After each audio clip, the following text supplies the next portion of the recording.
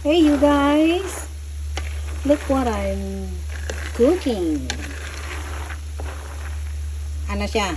Sinangag na peanut.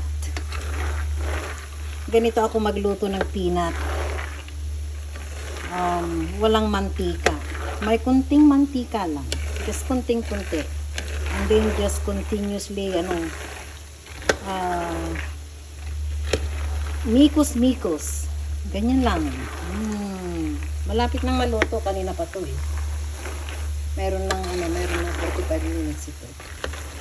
Ayan oh. Kita nyo, nagsisisling pa yung kwan.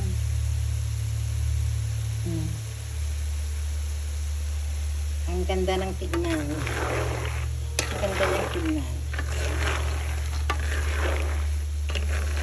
Requested ito ni Habi. Kasi gustong-gusto niya ito.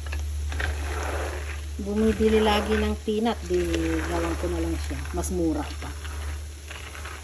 I bought a big bag, like 10 pounds of peanut, raw peanut. And then, this is what I do. Mas mura siya. Very cheap. Oh my God. It's almost done. It's just about there. See? Konting-konti lang yung mantika niya. Very little oil. Okay. Okay. Tapos na. Pinatay ko na yung apoy. No more apoy. Ang sarap.